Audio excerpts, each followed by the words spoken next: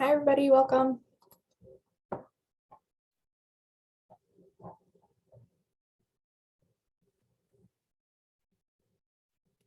Lots of folks coming in here from the waiting room. Welcome.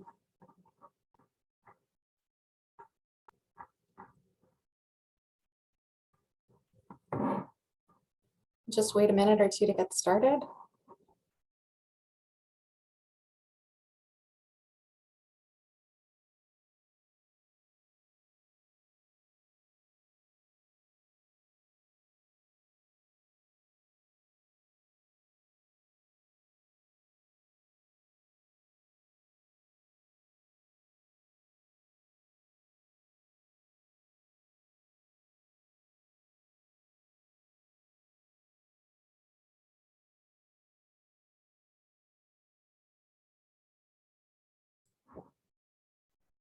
Okay, I think we can get started as everyone files in here from the waiting room.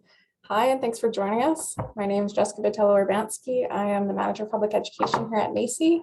And today we're talking about how to support Indigenous boys with panelists Ryan Beardy, Devon Henderson, and Jonny Meikle. So if you don't know much about us, I'll just do a brief intro on the Manitoba Advocate for Children and Youth.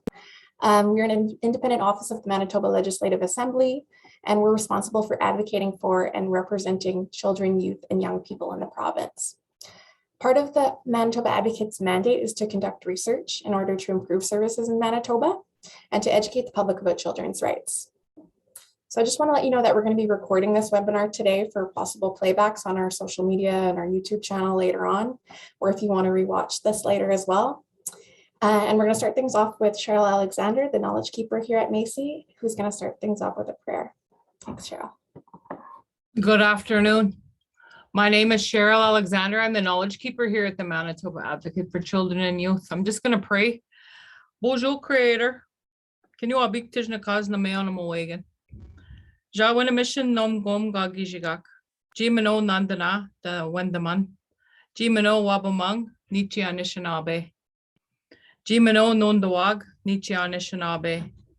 Jimano gaganon nichi anishinabe.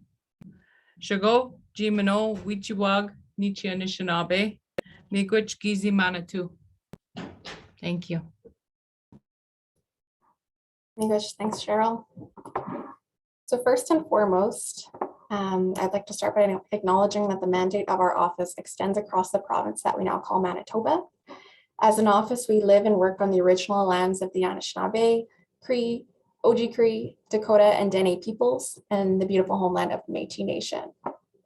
We strive every day to dedicate ourselves and the public resources we're given to making meaningful contributions to the lives of all children and youth, and especially to the lives and experiences of First Nations and Métis children and youth in the province. We do this by listening to the voices and opinions of Indigenous young people in our work, ensuring our staff team reflects the diversity of the families we serve, consulting with community members outside of our office, and working in collaboration with the diversity of Indigenous peoples in our province. Overall, we want to ensure our office embraces and our work reflects a philosophy of continual learning and growing in the spirit of reconciliation and collaboration. Today is also Indigenous Veterans Day, and we pay tribute to the important contributions made by Indigenous veterans in service to Canada. Our country is indebted to them for their sacrifices, and for that we remember, honor, and thank Indigenous veterans. Jonny, who is one of our panelists, is also a veteran, and we would thank you, Jonny, for your service as well. Our next slide here just acts as a bit of a content warning for the discussion we're going to be having today, which may include talk of residential schools, violence, abuse, neglect, and addictions. And we also are going to be talking about child deaths by suicide and homicide. So if you're struggling with any parts of this conversation, you can reach out to me directly through the chat, and I can help connect you with Cheryl, who's available for support. And we can also share these phone lines that you see on screen here in the chat as well. Those are available for support too. Next, we're just going to ask if you'd like to share a bit about yourself. We'd love to know who's joining us today. And we have a couple of poll questions that are going to come up on the screen. Just to learn more about your role in the community is the first question. And how you heard about this webinar is question number 2. So I'll leave those open for a minute here. If you also want to introduce yourself in the chat, that's more than welcome. We'd love to know your name and where you're joining us from today.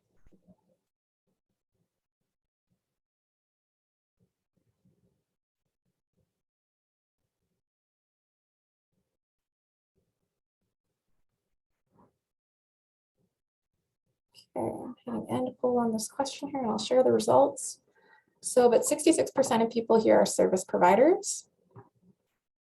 That's a wide majority.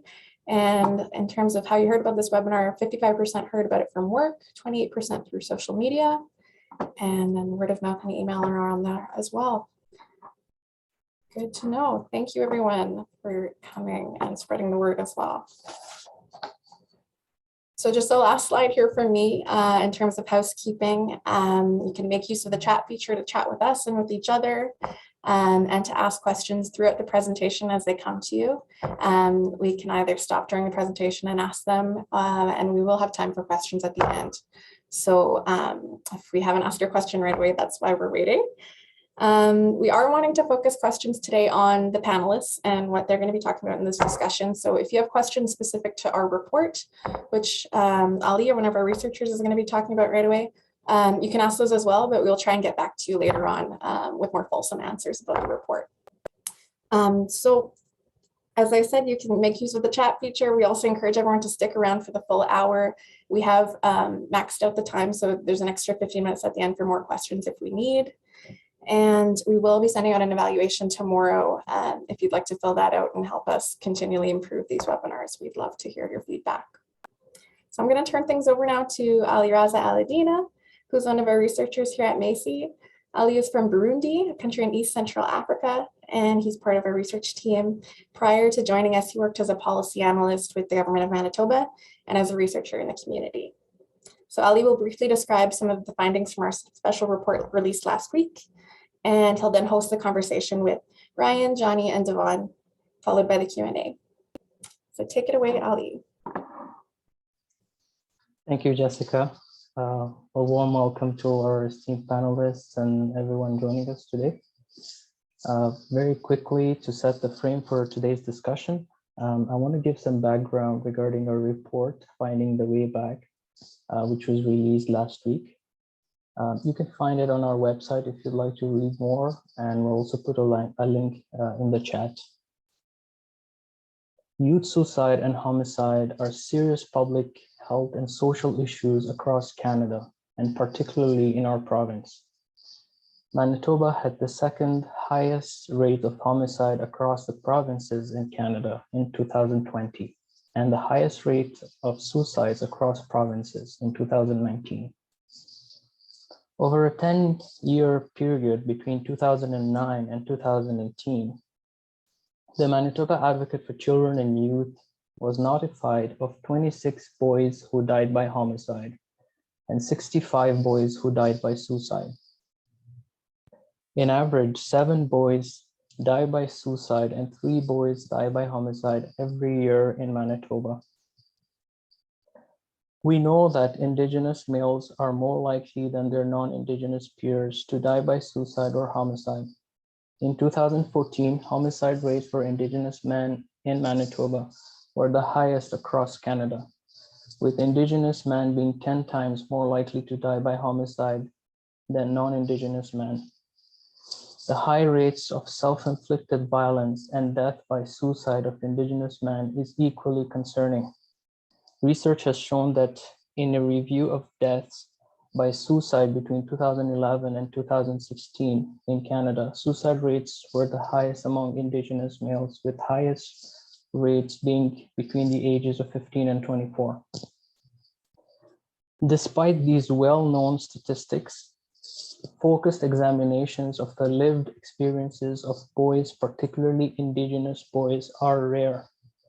In order to allow public bodies to design programs and strategies that are better suited to addressing their unique needs and work towards preventing violent deaths, there is an important need to understand the unique experiences of boys, particularly Indigenous boys in Manitoba. For your information, our office has published in the past 2 special reports that focus on the experiences of girls. The special report we released last week attempted to advance understanding of boys' experiences. It also empowered Indigenous boys to share their experiences walking through life. And finally, the report provided recommendations for increasing the effectiveness and responsiveness of public services for boys in our province. We're using the term boys because the children and youth we investigated for this report were male identified, predominantly Indigenous youth, and we're focusing on their experiences. This report emerged from the stories of 45 boys of ages 12 to 17 who tragically died by suicide or homicide in Manitoba. It was informed by the experiences of these boys who are no longer with us, as well as the voices of their families, their peers, elders, Indigenous and provincial governments, system experts, and service providers who have been directly or indirectly involved in service to this population. Can we move to the next slide? So here you have an idea, who are we talking about? Who are the boys? As you can see, the vast majority, 82% of the youth included in this report who died by suicide or homicide were Indigenous. A large proportion of the boys were residing within the Northern Regional Health Authority at the time of their death. This overrepresentation is a direct result of colonization, its legacies, and the continuing experiences that Indigenous peoples face with systemic racism. The ongoing oppression through colonial structures continue to impact the health and well-being of Indigenous peoples. This has resulted in complex and layered experiences of loss and marginalization that have contributed to an increased risk of harm to young Indigenous boys in Manitoba, including death by suicide and homicide. This special report is unique in that, with guidance from our knowledge keeper and the Elders Council at our office, both the methods and the structure were informed by the medicine wheel. Each section of our report represents a stage in the life cycle from early childhood in the East, adolescence in the South, young adulthood in the West, and elderhood in the North. For the purpose of today's conversation, we're going to focus on the 2 life stages. Early childhood. We learned about a number of factors that place boys at high risk of early death. Many of the boys were exposed to multiple traumatic experiences, including witnessing intimate partner violence and caregiver addictions in their homes. Many of the boys experienced neglect and physical abuse. When we spoke with families during the investigation, many of them described how the intergenerational legacy of residential schools affected their abilities to parent safely. Several of the boys' families experienced living in poverty.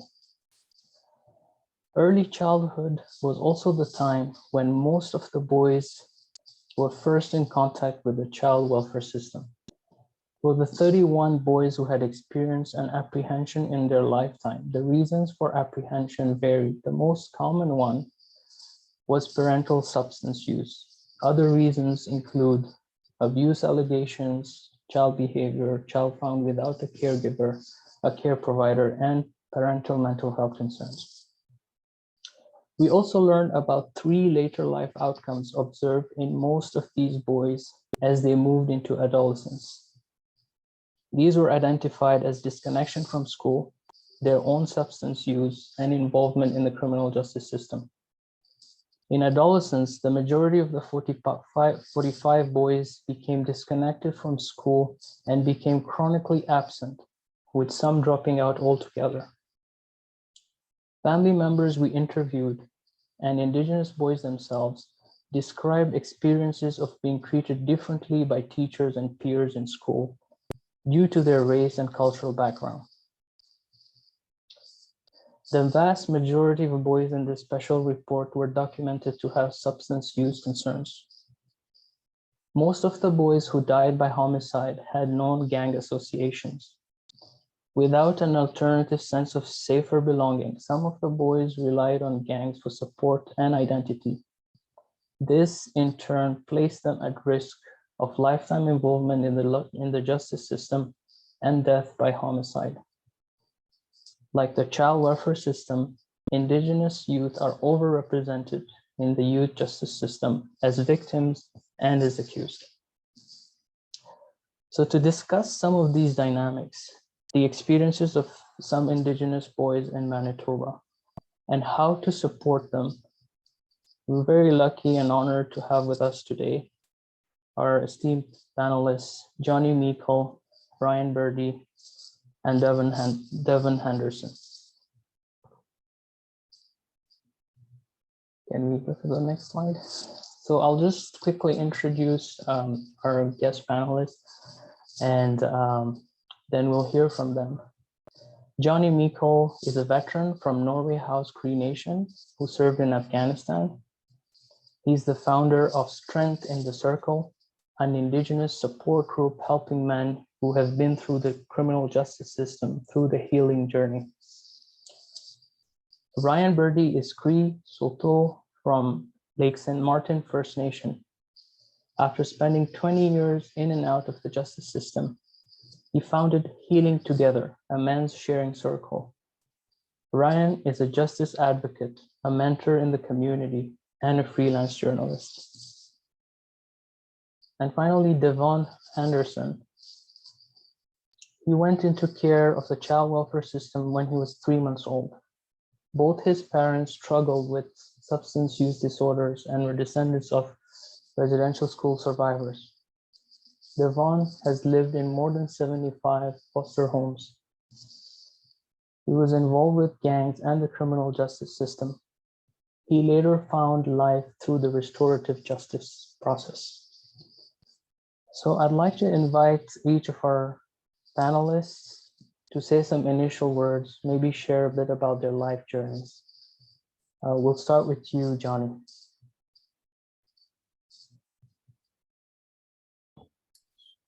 Tense Jonny Netis Nagasan, Moscow Nidotam Kinesiosipid Oceanina. I started in the language because to me it's important for ourselves to hear the language. I'll reveal more about that as we go forward. I didn't grow up speaking the language. I didn't grow up knowing the culture. I didn't grow up aware of a lot of the things that I'm aware of today. And I had a lot of struggles in my past. I did, as mentioned, I served in the military for 6 years. I did a tour in Afghanistan. To me, the military offered a distraction from what was really going on. And I struggled with my mental health after deployment. After I left the military, I struggled with addiction, with trauma, with my mental health really took a toll. And I went down the dark path, and I contributed to harms to my own community, to myself, and to those around me. But I have since found a new path, and it is because of my community being there for me that I am on this path of healing, that I'm able to sit here today and offer my own experiences, my own insights, and my own knowledge of how to move forward in a better way. So that's a little bit about myself, and I'll just pass it on. Thank you. Which can I ask me tomorrow? Thank you, Jonny. Devon, do you want to go next? Yeah, sure. Hi, everyone. My name is Devon Henderson. My spirit name is Little Eagle That Flies South. I was born in Opaskwayak Cree Nation, which is located in Nepal. Yeah, 3 months old, I got put into CFS care, and right till I was 18. That's when, yeah, so my whole life in there. I moved down here about when I was 10 years old. And yeah, that's when I just started getting into a lot of negative things just because I just, I don't know, I just felt alone a lot, and yeah, I ended up picking up some charges when I turned 18, and then I ended up going to federal for 5 years. And when I was out on parole, that's when an incident happened with Jonny, and and yeah, we just like he helped me like be like where I am today. Like it gave me that positive support. I've been involved with gangs. Um, yeah, I just like yeah, I've been fucking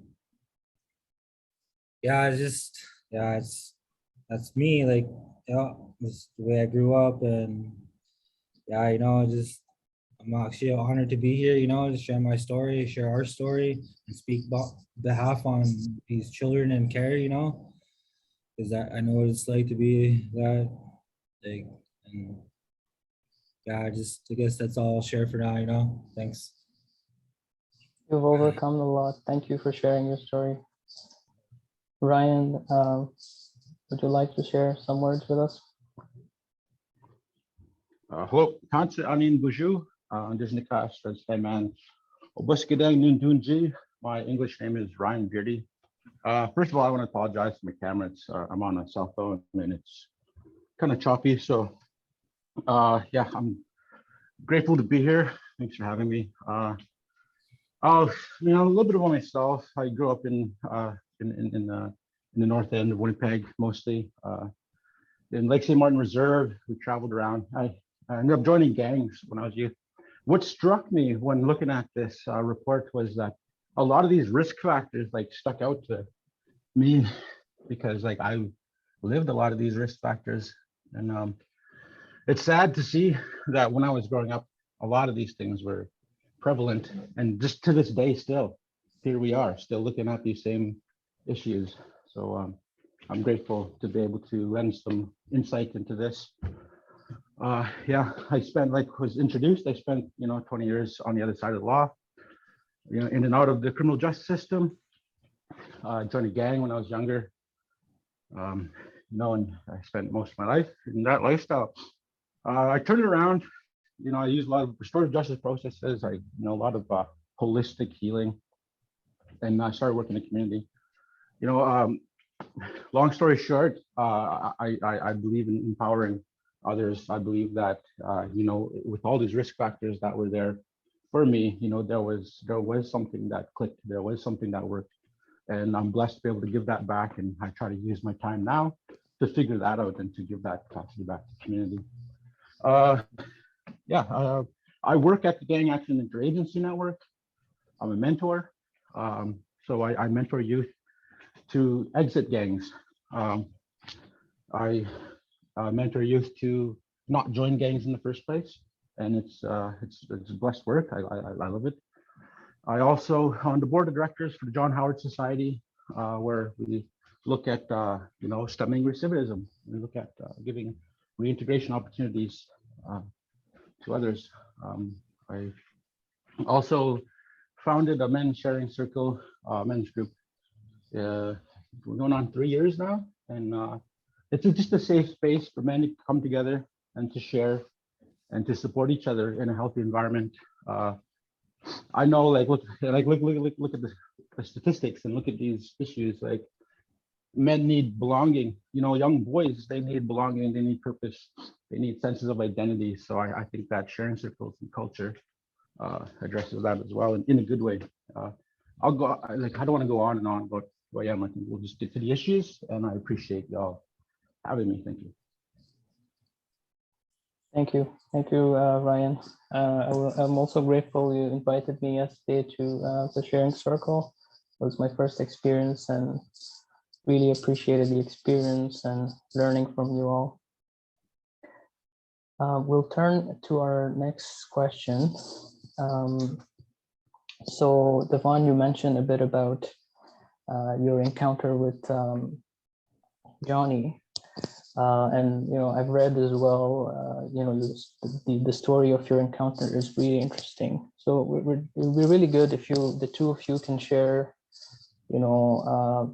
this interesting story, how you met. You can share your perspectives, your sides of the story. Maybe we'll begin with Jonny, and whilst you answer this question, maybe you can touch upon why you chose the restorative justice process, how that looked like. Well, I'll just say that with the incident of how me and Devon met, what I took from that is I saw myself, I saw a bit of myself in Devon, and in the way that he exhibited his struggles, and I shared very similar struggles. When we met, it was actually, I was out celebrating my 1 year and 2 days in sobriety, and in choosing a commitment to change. And in that healing process, I learned about restorative justice. So once the dust had settled from all of that, I was able to move towards something more spiritual and look at it through a restorative justice-based lens. I saw the desire for media to pursue the hero story, and the hero story is very problematic in the sense that you're only focusing on one component of that story, and nobody was actually taking the lens back and looking at the bigger picture, which I understood very well with my own struggles. I was able to connect more and understand where Devon was coming from to a degree, and that's what kind of lubricated the process of wanting to learn more and push for that. Okay. And Devon, maybe you can share a bit the story for those in our audience who haven't heard about it or haven't read about it. Maybe you can share what happened from your perspective. All right. This was back in November 2018, I believe, right? November 2018. I was just recently released on parole from federal, and I was a gang member, and I just didn't I didn't care about my life, out here, because my home was in the pen. And me, I used to just think when I got out, okay, I'm gonna go for a vacation for a bit, I'm gonna get released for a bit, I'm gonna come back home. And yeah, the night I met Jonny, I was actually drinking pretty heavily, and I still have a lot of problems, and drinking doesn't do me any good, And yeah, I left the place where I was drinking at in West Side here in the West End, and I just had one of those blackouts, when you hit fresh air, and next thing you know, I just woke up in the back of a cop car, and I was just all bloody. And yeah, later on I found out what happened. I went onto a bus, and I was just being a really mean person, and just trying to hurt people, going up to people, asking them who they're down with, just being stupid like that. And I came across Jonny and his friends, and and I made some comments to this other person on the bus, and said I was gonna hurt him, and that person heard me, got up, went to the front of the bus, and that's when I pulled up my bandana and I followed him, and that's when Jonny, stepped in and did all that, and yeah, it's crazy, man. waking up and just like, you're like, what the hell? Like, you just like can't believe you did something like that, you know? And it's like, damn. And the reason why I agreed to like take part in this is because like, you know, I got sick of living like that, you know? Being in jail all the time.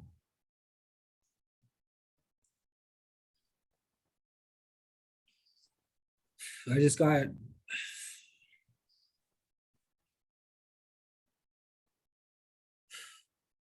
really sick of like always being alone.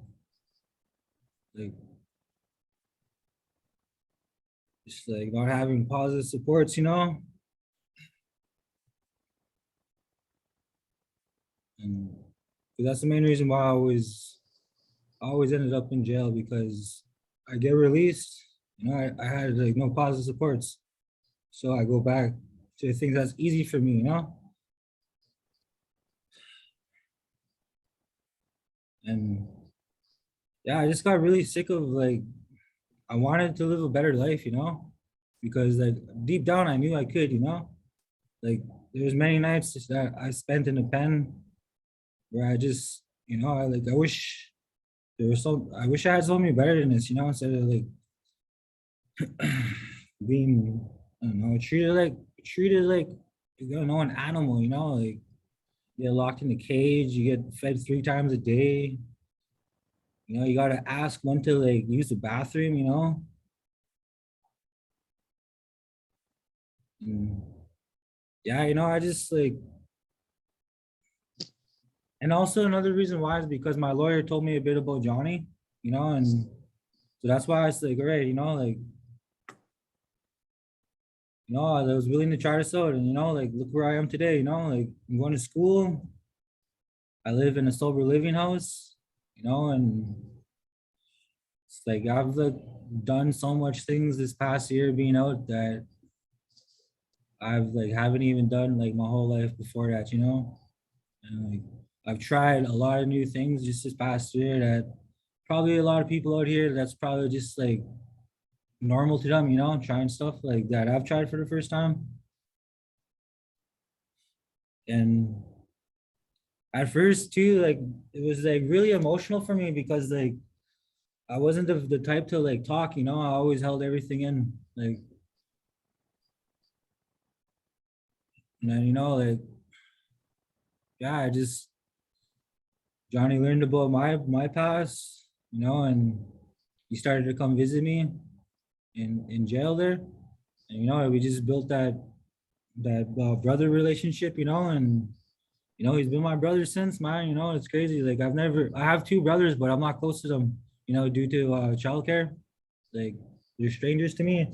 Like I don't even like even my family, you know, I feel like that's not even my family, you know, just because of this generational trauma, you know, and like the 60s, like the residential schools, you know, like and you know, just yeah, it just actually, you know, like it actually feels good that like people look at me and you know, like to be proud of me, you know, when I like, you know, like I've never had that before. The only time I had people look at me when I would be proud, you know, is that fake love, you know, like these guys use me to do stuff and stuff, you know, and like, negative stuff.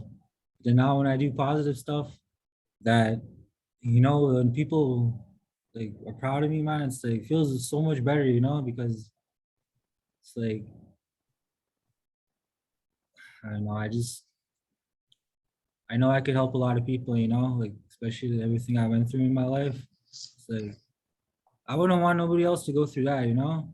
But it's sad to say, like I know there's kids out there, you know, who I know what they're feeling, you know, and 'cause I've been there, and I'm just, yeah, I'm thankful for everyone, you know, that just gives me a chance to like share my story, you know, even me and my brother here share our story, how we met, because it's like at first I was just so unbelievable, you know, I couldn't believe it. I was like, you know, like I even asked him, you know, why you want to help me? You know, like why me? You know, like that's just the thinking I thought about myself. I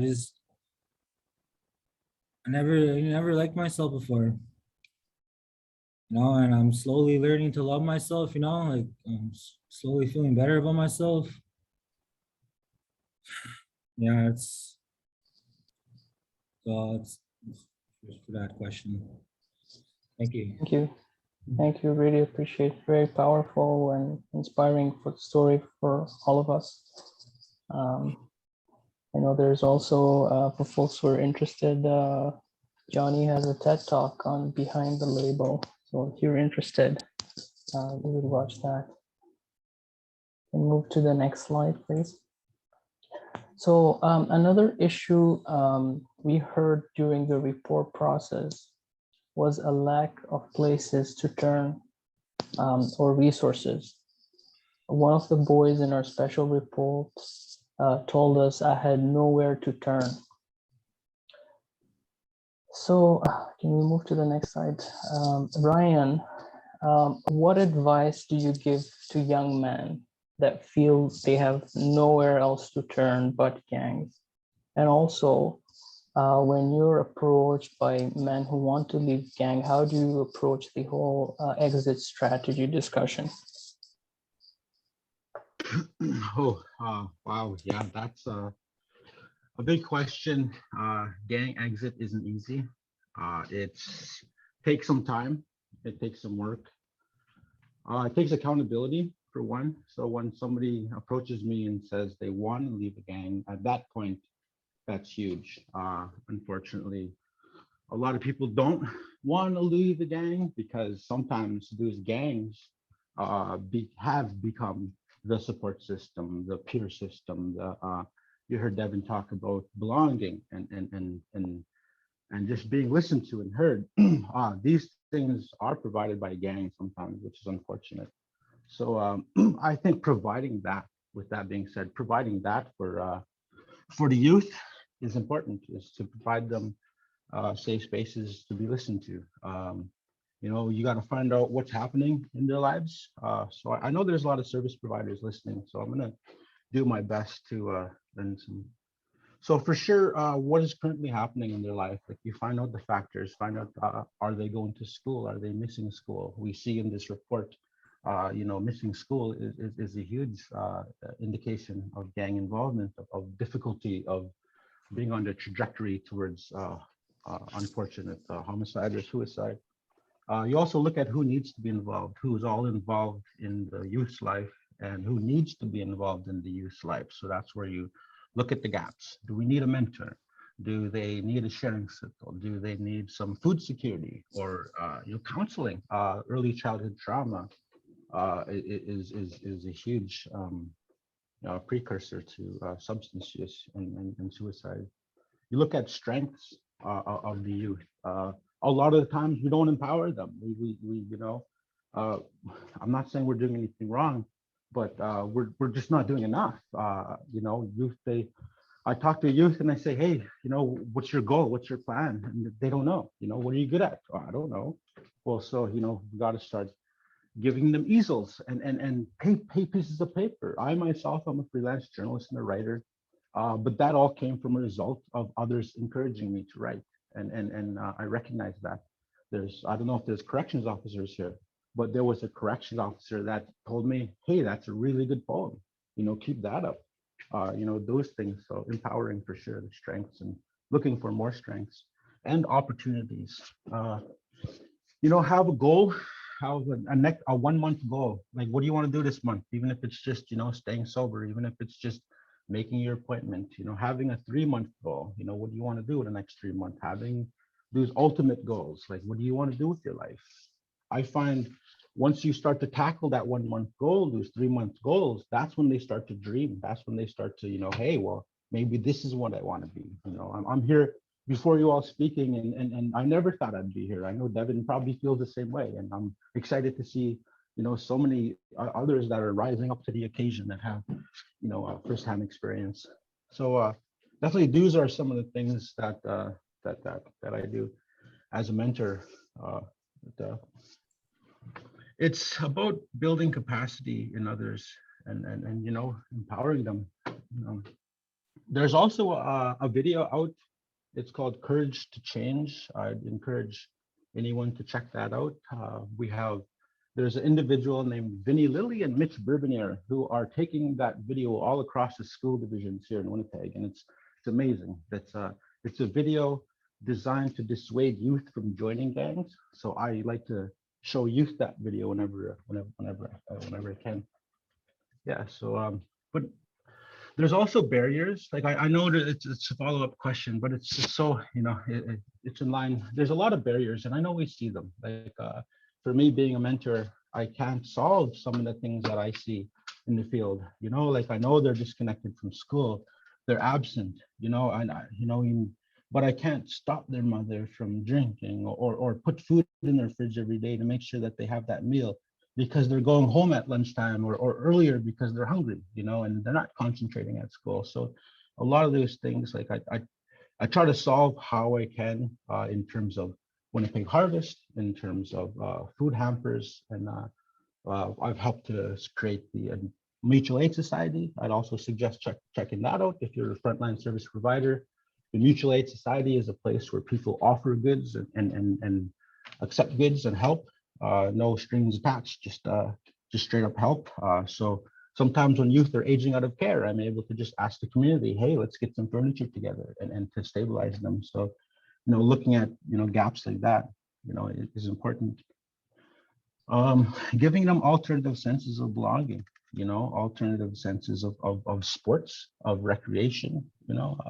A lot of the times when I was growing up, it was just hanging out. It was just like, I have no one to hang out with. I have no purpose. I have no really immediate family. Everyone's looking for that, family involvement.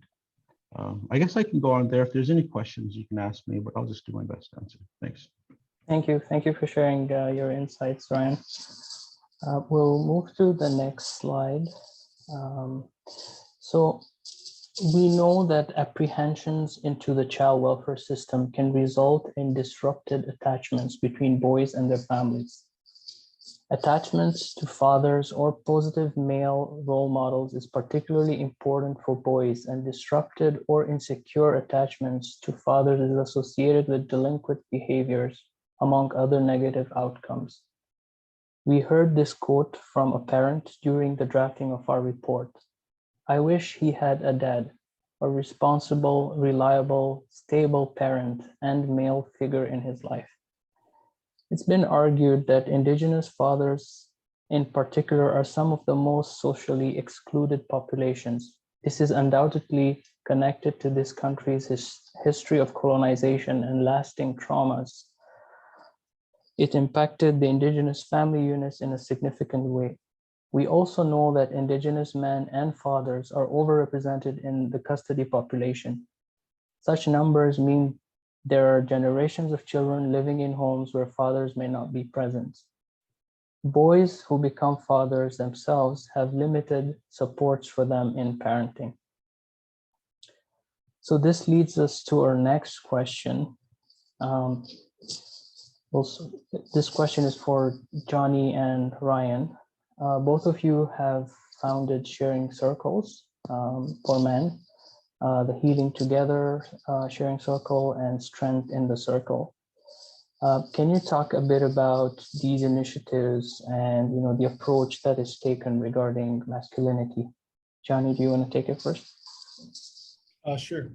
So the circles are geared towards moving towards emotional intelligence, understanding oneself, moving towards spirituality, moving towards connection in those areas with peers. So building on natural systems of peer support, being there for each other, finding that sense of belonging, that sense of identity, that sense of purpose. Since I started our sharing circles, I've recently pulled back a bit and moved towards land, language, and law. So again, through the language, understanding the worldview that comes with being able to speak the language, moving in that direction, strengthening identity, connecting to the land, I feel is a struggle and something that we need to push for, especially for our boys in the inner city. How are we getting them out of the city, out on the land? As Indigenous people, it's it should be our inherent right to have those connections, to be able to build that relationship, which goes into our Indigenous philosophies of relationships, reciprocity, responsibility, and respect. So through those relationships, when you build on those, you're creating that respect. And I want to pull back here a little bit and say that the circle is really about the thinking that's being developed, moving towards an entirely different paradigm, flattening that hierarchical thinking, and moving towards circular thinking, more egalitarian, more about equality. I am equal to you. I'm with you, my brothers, and whoever is in that circle. But then the circle is about, sometimes it's about what you need to leave behind in that circle, whether it's your traumas, your struggles, whatever you're enduring. Sometimes you need to take a load off and leave it at that circle, so that stays there. But there are things that it is important for us to take with us, to take out with us to the world, to share, and it's that circular thinking, that we're all equal, that we need to respect our relationships with one another. We need to be there for each other. When we're stuck in that hierarchical thinking, that leaves us with feelings of being superior to others, superior to the land, to the animals, to each other, and then it ends up with us trying to climb over each other, which is not helpful. There's a lot of lateral violence in our community, and that's what we see with a lot of these problems is we're not supporting each other, we're working against each other. And I think there's more to talk about that in the next question, but to sum it up, it's moving towards those circular paradigms, to changing our thinking, changing the way we relate to one another, to the way we relate to the world around us, and moving towards those Indigenous philosophies, bringing those to the forefront. Thank you. Thank you, Jonny. Ryan, what are your thoughts? Yeah, so healing together, it just really started as a lack of resources for men, and sharing circles aren't something that's unique to me, or exclusive to me or anything. It's actually, I was part of sharing circles, just finding my own healing journey, just going to sweat lodges and holding that feather, and being able to just talk freely and just have feelings. And that was empowering to just speak to other men. And I remember that feeling very early in my healing journey. I was actually in Stony Mountain, and I was getting day passes. So they'd allow me to get out into the community for a couple hours at a time.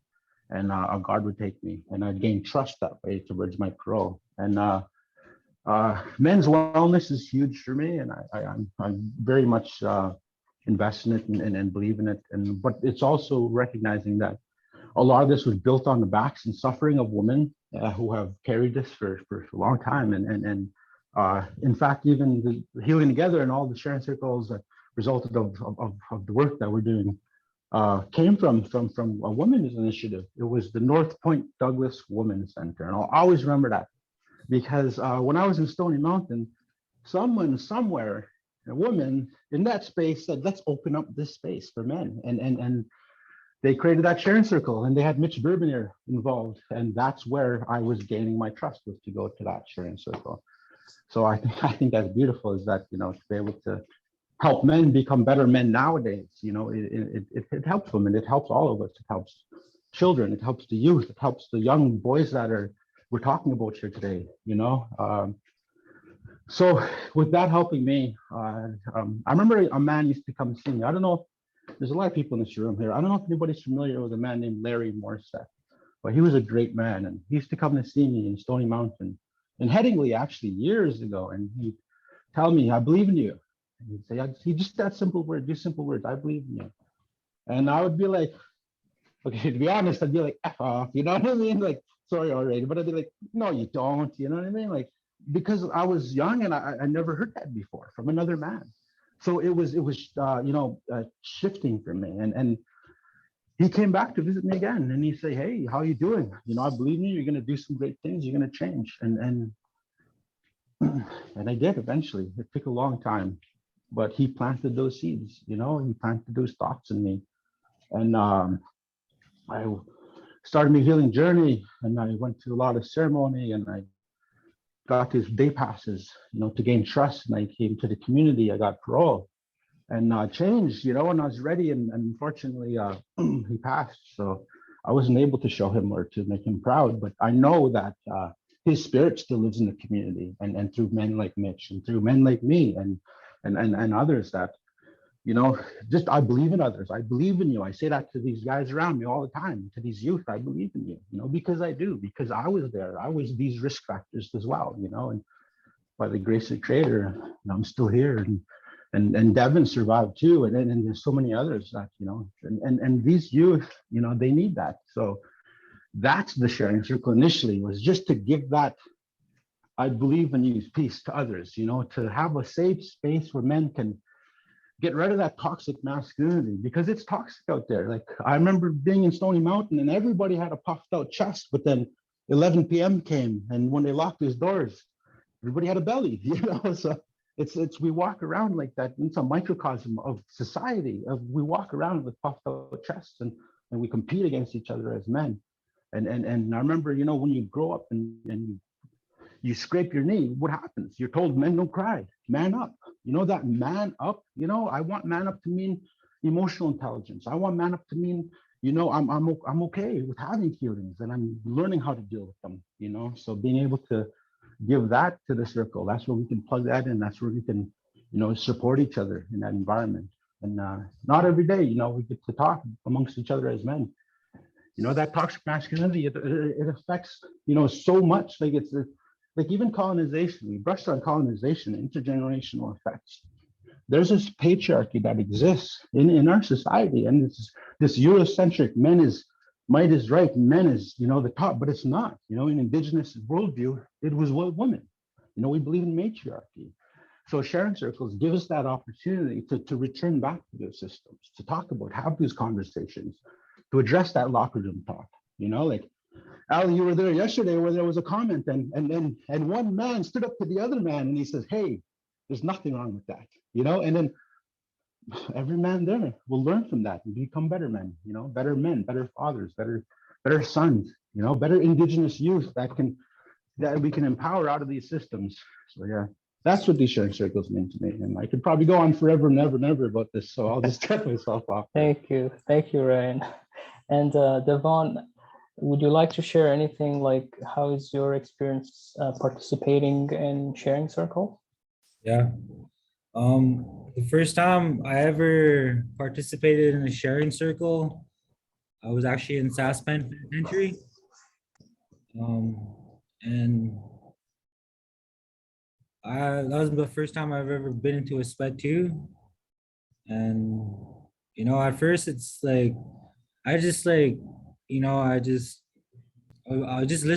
didn't like talk or nothing, because I just, you know, all that was new to me, and I didn't really like do much talking back then. And, you know, after hearing like everyone else's like story, you know, like, it's like, I'm not the only one out here with a lot of like, you know, a lot of hurt inside, you know. And so then that got me to start speaking about my stuff inside, you know, and I noticed that especially out here, you know, like the friends I have out here now, you know, it's like they're way different from my friends back before, you know, when I used to be a gang member. You know, like my friends now, you know, they actually like encourage me to do positive things, you know, like, and like when I'm feeling down, you know, like, you know, I could just message them or call them, you know, or even just go see them, you know. And like, you know, before, like, I couldn't do that to my friends, you know, like when I used to be in a gang, they probably laugh at me, you know, and just tell me to man up, or, you know, or like dummy me up, you know, like, yeah, like, and so like, you know, sharing circles, you know, they actually like, for me, it really like helped me, like even speaking today, you know, like this is like I've never actually thought I'd be like doing stuff like this before. Like, and you know, like I'm slowly getting better at like speaking because I'm a, like, if you never knew me, you know, you'd think I'm such a quiet person, you know? Yeah, and yeah, you know, actually sharing circles, man, you know, it just makes me feel like good, like sharing our stories, you know, like, cause like when you like, it always feels good after a sharing circle, you know, it just get a lot of weight off your chest, you know, and like you hear like someone else's story and, you know, like you could relate to it, you know, and you just guys like create a bond, you know, like, get, you know, like I'm not the only one going through this, you know, like I could help him, he could help me, you know? Yeah, thanks. That's what I'll Thank say you. for. Thank you, Devon. We'll move to the next slide. We're also running out of time, so we'll try to wrap up in the next 5 minutes and then move on to question and answer.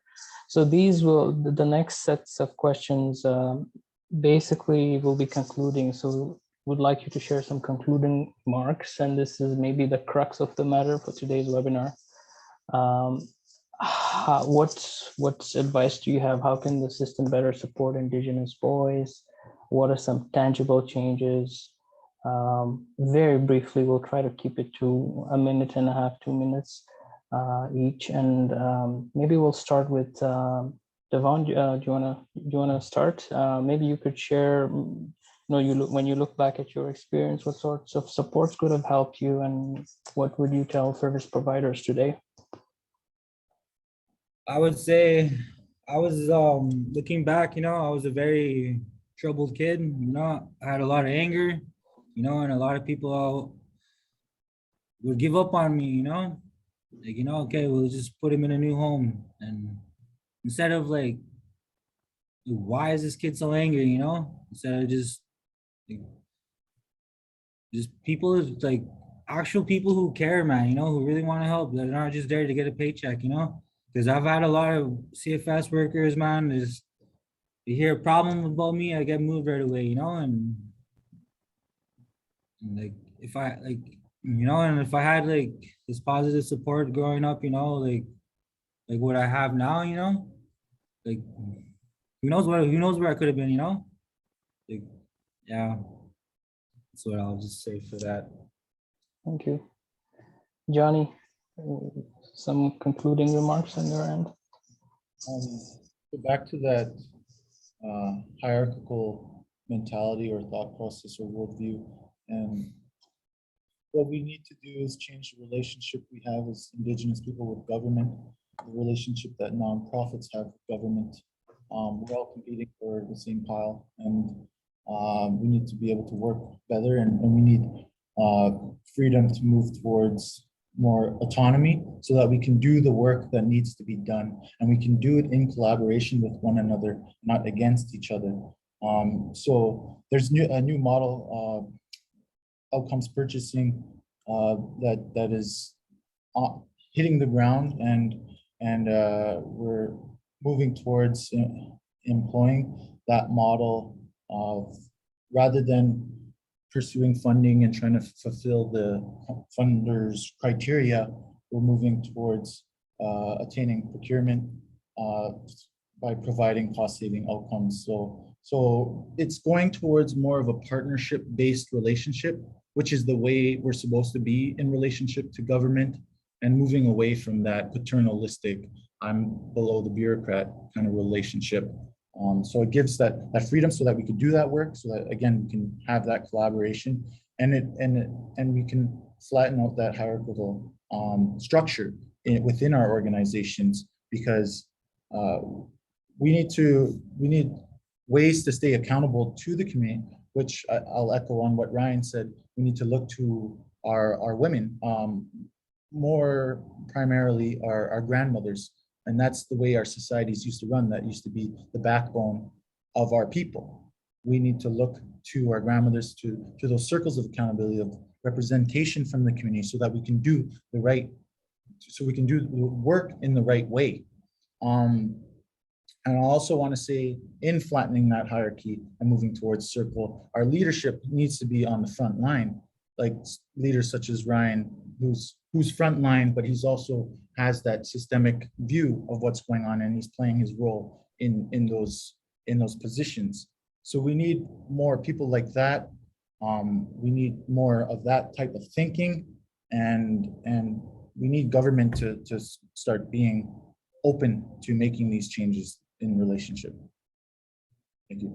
Thank you, Jonny. Ryan, how can the system better support Indigenous boys? Oh, wow, that's probably the hugest question of the night. I'm hoping that I answered some of this along the way. I really tried. But looking back at my experiences, what supports could have helped me, I was definitely looking at, poverty, looking at food security, looking at mental health supports and resources, housing security, looking at the gaps that exist for child and family services aging out of care. It's a huge gap. In Indigenous incarceration rates, I don't think we touched on that, but 46% of youth in custody were Indigenous in Canada, and according to a 2016-2017 report, while only making up 8% of the entire population of Canada. So, I mean, that's an obvious disproportion. There's youth that are going to these systems, and when they get out, we got to support them. Restorative justice options. Post-charge, post-incarceration. There's so much. Hold on.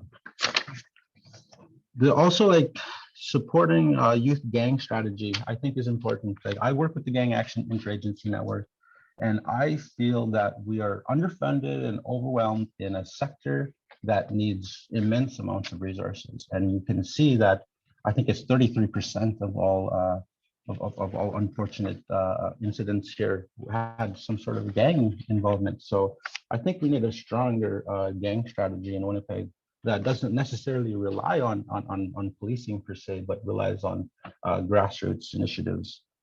So yeah, these are some of the things that we can do. I guess we could go to questions too, if anybody has any. Sure. Okay, so thank you, Chi Miigwech, to all three of you. Just as a conclusion, can you move to the next slide, please? Respecting the work of the National Truth and Reconciliation Commission and the United Nations Declaration on the Rights of Indigenous People, MACY issued 4 recommendations in the report. These deal with strengthening families, enhancing equities in schools, gang prevention through coordination, and youth-centered addiction supports. The Advocate also renewed a previous recommendation to government to immediately respond to the lack of effective substance use treatment options for youth and develop a youth addiction strategy. Youth who are at risk of suicide or homicide need us all to work together to help them find their way back. I'll end there. I want to thank you all, 3 of you, and we'll move on to the question and answer sessions. Jessica, it's all yours. Hi, thank you, Ali, and thank you, Devon, Jonny, Ryan. That was very powerful and inspiring to listen to, so thank you for sharing your stories. We already have a few questions in the chat here and in our Q&A section as well. I'm going to start with one that came to us by email from someone who couldn't attend today, but will watch the recording back. They asked, I have been taking care of my 5-year-old nephew since birth, and we don't have any men in our lives. The family men have all passed on or are in prison, and dating can be toxic. I'm worried that my boy doesn't have positive male figures in his life. What can I do about it to better support him with this missing piece of boyhood? I'll start with you, Devon. We were talking about this a little bit before we started. What would your answer be? One thing that helped me when I was younger was when I played hockey, like finding like that belonging there, like with my teammates and my coach, and that, it's, yeah, that helped me be like, every time because I'd have to walk to the rink, but that was like my happy place, going to the rink, eating, walking home. Also, like, yeah, just like just getting involved in sports, or like, and or even like one thing I wouldn't mind doing like in the future is becoming like a big brother for someone, and like, for CFS kids, because like, like I don't think there would be anybody better for the job, like I know 'cause I've lived it, like, so yeah, that's what I would say. Good stuff. Yeah, Big Brothers Big Sisters is a great resource to lean on as well. Jonny or Ryan, do you want to answer that one? Yeah. Moving towards, like, kind of touching on what Devon just said, those spaces of peer-based support, those natural systems of peer-based support. So connecting with others that are moving towards their identity, towards purpose, to a collective purpose. Where do we fit in, and receiving those teachings. So moving towards spaces around our elders, around culture, learning, bringing back those teachings. What a huge thing that is lacking as an effect of colonization is the family dynamics have been totally dismantled and totally torn apart, and in that we've lost our teachings as we move towards manhood. We don't, we're supposed to be receiving the women's teachings up until a certain age in our earlier development, and then we're supposed to be receiving our men's teachings afterwards. So we build that respect for women. We build those relationships with our women in the beginning, and then we learn how to be men, and how to be that protector, that provider. For myself, it's important that we start teaching our boys how to be men, how to connect to their emotions, how to connect to their spirituality, to their spiritual self, to connect to the world around them, because that is lacking.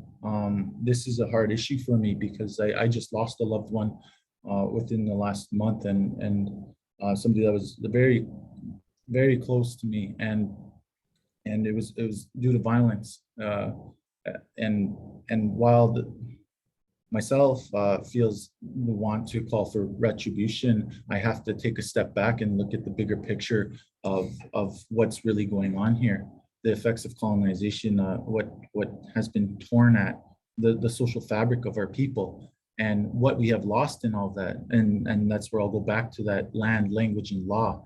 We need to rebuild our identity, move towards those teachings, towards the philosophies, the laws, the natural laws, and then will come purpose.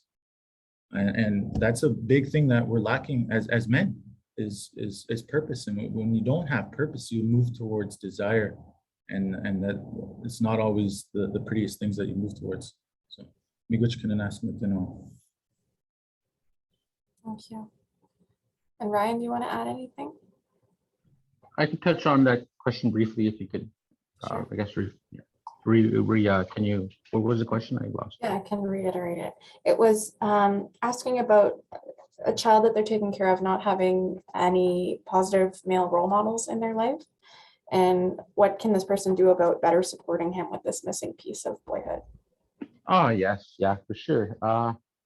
There are positive male role models that are out there. They're coming, and I know if you look in the community, people like Wat Canoe, for example, he's an Indigenous, male in a great position. So when I work with young men, I like to introduce them to people like that, and just like, hey, look, here's an Indigenous man that's doing something, or someone that has their own company, or someone that's working in the grassroots. So I guess just to find those positive male role models, and I know I'm not in that position to say exactly what to do, but to tell that young man that it's okay to have these feminine traits. I know growing up, with mothers and this toxic masculinity, boys grow up and they show like a feminine trait, and then they get called a bad word. But in the Indigenous worldview, we revered two spirits. So, to recognize that as well, because, it's tough in single sex homes like that. But, and then to connect them to sharing circles, connect them to culture. I also look at like historical figures for me, like I remember when I was in Estonia, I didn't have a whole lot of positive male role models, and all my real male role models were sort of negative. So I look at historical Indigenous chiefs and figures and what they did. So I don't know if that would help, but definitely. I know it's tough too, like boyfriends and stuff too. Like I have the mother of my children. We're not together, but I enjoy that she has healthy boyfriends and stuff around the children, and then I get along with them. So like I have that conscious effort to like have a home where I can go and visit and be respectful and stuff. So I mean, just that's a tough question. Sorry if I didn't answer it perfectly, but yeah, just keep going and just tell them it's okay to be a man. It's okay to cry. It might be a good thing too, because a lot of parents, a lot of fathers say don't cry, and when the father tells a son to not cry, that strips them of very natural responses. You know what I mean? So just enable these natural responses of crying and feeling, and talk to them about feeling and stuff like that. That's all I'd say. Thank you. That's a great answer. Thank you. And there's no perfect answers. That's why I pick everyone for their different perspectives on these questions here. I'll try to get to one more here before we have to close things out for the afternoon. And we can provide the other questions that we didn't get to today to our panelists here. So if they have answers, we can get back to you. There's another question here about schools, and I know there's a lot of teachers or service providers in the audience here. So I'm gonna ask this one. How can we make school relevant? It seems so tiny, colonial, and artificial compared to everything going on in a young man's life. How can I help him see school as part of his path? If there's anyone who wants to jump in first here. Yeah, I can continue. School is important. Like school is for me.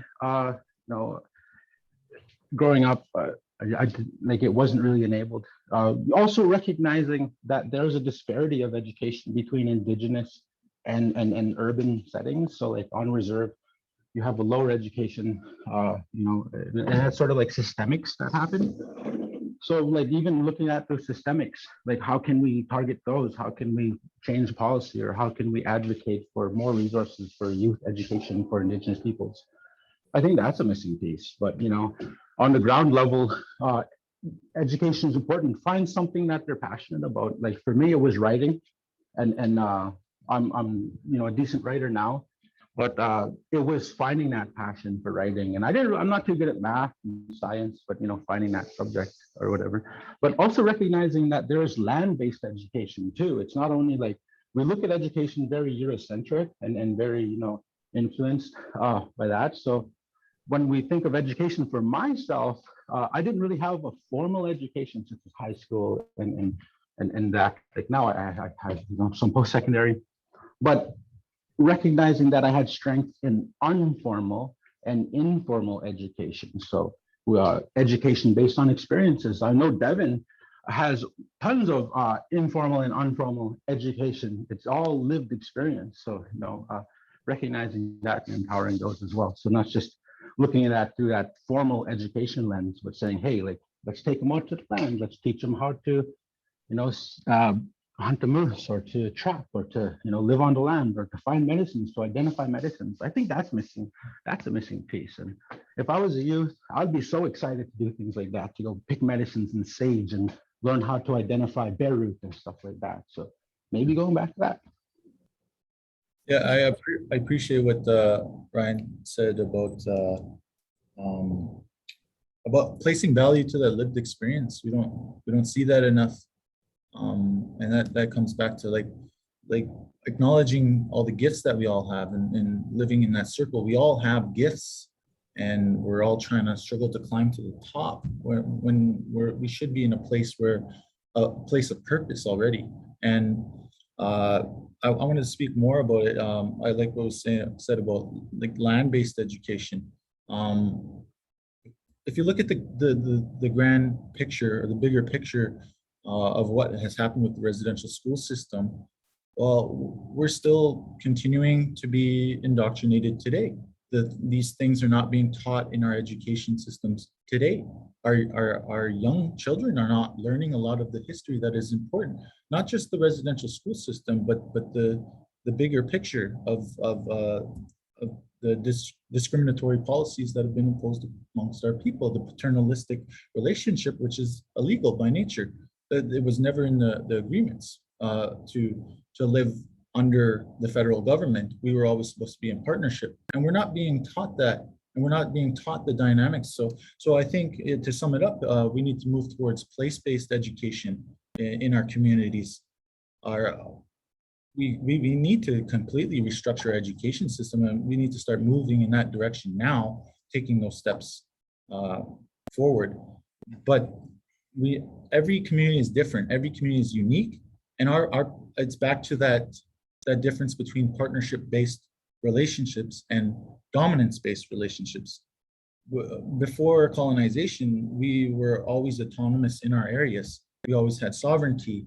You were connected to that land, to that area, and you got those teachings from that land. The information flowed from the ground up, not from the top down. And that's what's happening with this dominance-based relationship, is we're being told what to do from the top down, and then we're just left with a surge of gaps along the way. And so we need to start giving the tools for our youth to empower themselves, because they have purpose and they have meaning when they connect to the world around them, when they understand those teachings, when they understand who they are. And that's what Strength in the Circle is moving towards, is land-based, a land-based culture camp. But that's just a start. I want to see the day. I'm a father, and I want to see the day where all of our communities have that connection to the land, where there's a resurgence of moving towards that place-based education, where we're respecting the land, where we're respecting each other, where we're respecting the world around us. Thank you so much to both of you for those answers. Devon, is there anything you want to add as well? No, actually, no, I just, no, I would I agree with what Ryan and Jonny said, and personally me, I went to school, but I've always dropped out, so that's why I don't really have an answer for this question.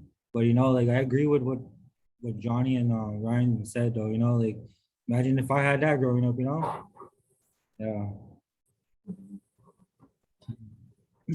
I know we were out of time here, but would you guys want to answer one more question? We're getting a lot in the chat here. Yeah, let's go for it. If we, Okay. well, we're here. There's a couple that are similar here, so I'm going to kind of lump them together. But about how women can help support boys and men. So I'll read one of them, and there's two that are similar, but this one's from a loving auntie who's concerned. She says, how can female identifying relatives help/encourage a different path without pushing too hard? My nephew is currently incarcerated and gets out in a few months.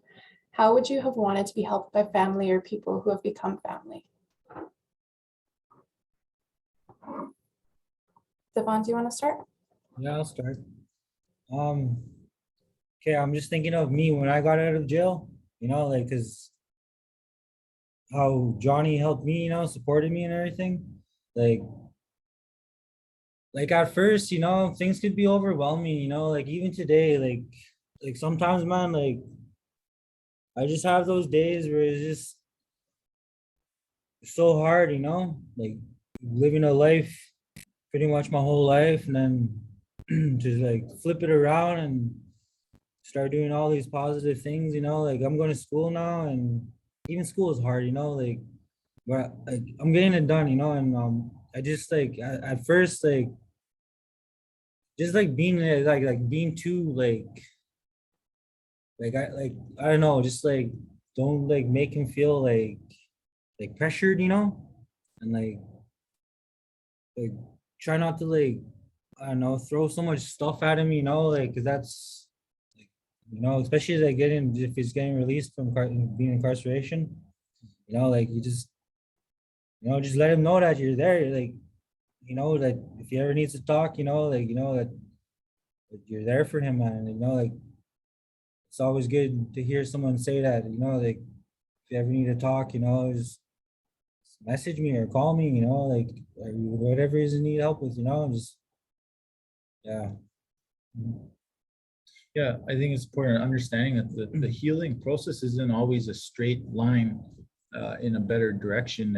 It can be a rough, it could be a roller coaster. And I'll speak from my own experiences with my own healing. You know, there's ups and downs, and so as somebody supporting somebody in that position, you just need to be understanding and you know when to take a step back and then allow that person to go through their processes and find their own way when they need to, and just trust the process and not be so overbearing or you know, trying to solve somebody else's issues, and giving them, you know, the help when they ask for it. So not giving that unsolicited advice or help, and just being there, just telling them, hey, you're going through some stuff. I love you, but you're going through some stuff, and I'm here when you want me. You know, so. For sure. Flexibility is important. Ryan, do you want to jump in to conclude things?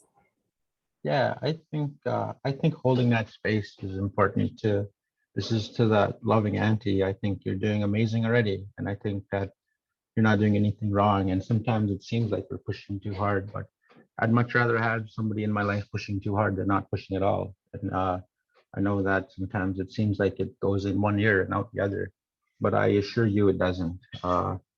When I was spoken to by so many loving aunties and parents and service providers, it was like gifts, and they were given to me and I received them. And even though I didn't use them at the time, at least I received them. And I remember being in a cell one day and I opened them all.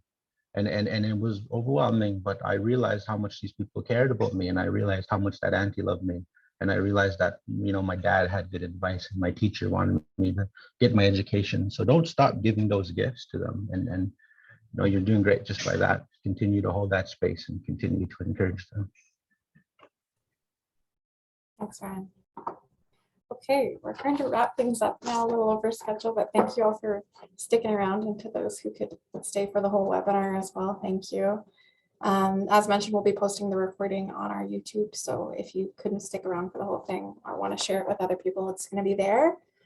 Thank you to Ryan, Jonny, and Devon for sharing your experiences and your knowledge here today. And thank you, Ali, for facilitating the discussion earlier.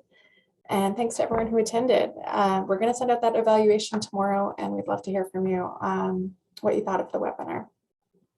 I'm going to turn things back over to Cheryl now to close us off in a good way with a prayer. And Narpinder, if you could put the next slide up, thank you. We will finish things off. Thank you. Okay. Chi Miigwech, that was very, very powerful sharing today, and that was a gift. So Miigwech to each and every one of you. Miigwech ni mashuma soji basawaya zayang. Miigwech na kit nom gom gagijigad.